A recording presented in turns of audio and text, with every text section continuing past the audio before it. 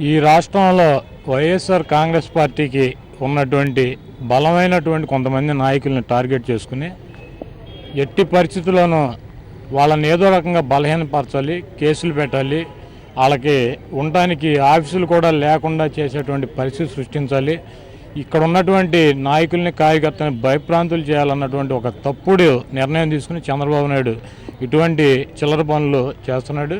ఇది ప్రజాస్వామ్యంలో అధికారం శాస్త్రం కాదు. ఈ రాష్ట్రంలో వైఎస్ఆర్ కాంగ్రెస్ పార్టీకి కానీ, తెలుగుదేశం పార్టీకో, కమ్యూనిస్ట్ పార్టీలకో, కాంగ్రెస్ పార్టీలకో దాదాపు 1000 ఆఫీసులు ఉన్నాయి. వాటిల్లో ఒక 50-100 సొంత బిల్డింగులు ఉంటాయి, మిగిలిన 900-800 కూడా అద్దె బిల్డింగులు నడుస్తాయి. మేము ఆ ముసలావిడ పెద్దవాడు చెబుతుంది పోయిన నెల కూడా అద్దె ఇచ్చామని చెప్పి, నేను ఖాళీ చేయమంటే నేను 2-3 నెలల్లో ఖాళీ చేస్తానని చెప్పానని కూడా ఆవిడ చెప్తుంది. మాకు ఎటువంటి అగ్రిమెంట్లు లేవని చెప్పా, మాకు ఎటువంటి ఓచర్ ఆవిడ ఇవ్వదని చెప్పా.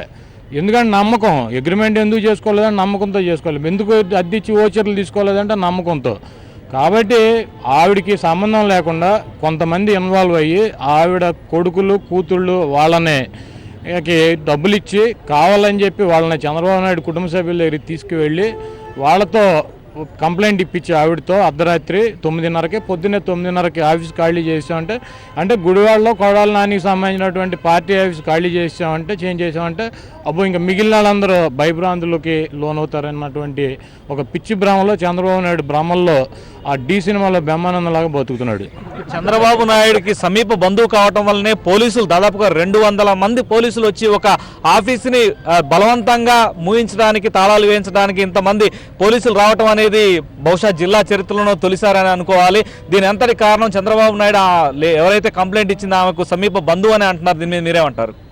తప్పకుండా నిన్న మీరు కనుక చూసినట్లయితే, వాళ్ళ ప్రెస్ మీట్లో చూసినట్లయితే ఆవిడికి సంబంధించినటువంటి బంధువులు మొన్న చంద్రబాబు నాయుడు గారి కుటుంబ సభ్యులు కమరోలు కానీ నిమ్మగూరు కానీ వచ్చినప్పుడు అక్కడ ఎవరింటికైతే ఆవిడ వెళ్ళిందో వీళ్ళు వాళ్ళ ఎవరిలోకైతే వెళ్ళి మకం చేస్తున్నారో వాళ్ళు కూడా ఇందాక నేను టీవీలో విజువల్స్లో చూసాను, వాళ్ళు కూడా పక్కనే నిలబడి ఉన్నారు.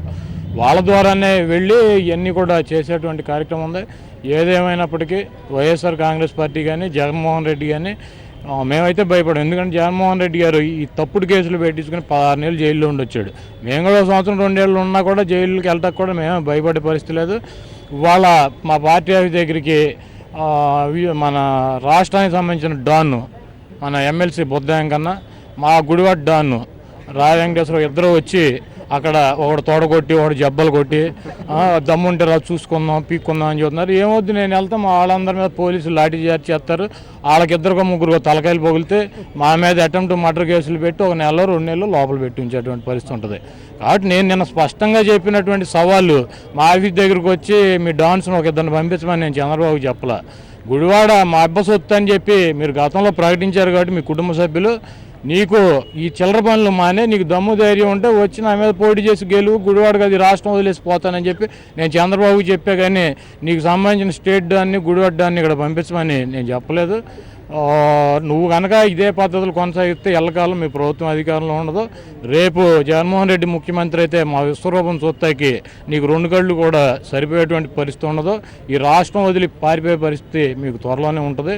ఇవన్నీ కూడా ప్రజలు చూస్తున్నారు, పైన దేవుడు చూస్తున్నాడు. తప్పకుండా వీళ్ళకి ప్రజాస్వామ్య ముసుగులో వీళ్ళు చేస్తున్నటువంటి అరాచకాలకి రాబోయే రోజుల్లో ప్రజలు దేవుడు తప్పకుండా బుద్ధి చెబుతారు. ఈ జిల్లాలో ప్రజాస్వామిక హక్కులను కాలరాసే విధంగా పోలీస్ యంత్రాంగాన్ని విపక్షం మీద ఉపయోగిస్తున్న దాఖలాలు అనేకం ఉన్నాయని చెప్పి వైఎస్ఆర్ కాంగ్రెస్ పార్టీ ఆరోపణలు చేస్తుంది. ప్రధానంగా 60 మందికి పైగా ఎమ్మెల్యేలు అలాగే ఎంపీలు ప్రజాస్వామ్యయుద్ధంగా ఒక ధర్నా చేయడానికి ప్రయత్నం చేస్తే విజయవాడలో వారందరినీ కూడా అరెస్ట్ చేసి 5-6 పోలీస్ స్టేషన్లు తిప్పారు. అలాగే ఈ రోజు నిన్న చూసినట్లయితే మీ మీద కేసులు నమోదయ్యాయి. ఈ రోజు చూసినట్లయితే పోర్టు అనుబంధ పరిశ్రమలు వ్యతిరేకంగా గళమెత్తిన రైతులకు అండగా నిలిచినందుకు పేరుని నాని మీద కూడా కేసులు నమోదు చేసి స్టేషన్కు తరలించిన పరిస్థితి చూస్తుంది. ఇవన్నీ చూస్తుంటే పోలీస్ యంత్రాంగాన్ని ఏ రకంగా వాడుతున్నట్లు అనిపిస్తుంది. ఈరోజు పోలీస్ యంత్రాంగం చాలా నిస్సహాయ పరిస్థితిలో ఉన్నారు. వాళ్ళు మాతో మాట్లాడుతా మేము ఈ ఉద్యోగాలు ఎందుకు చేస్తున్నాం అని చెప్పి మేమే బాధపడేటువంటి పరిస్థితి ఉంది.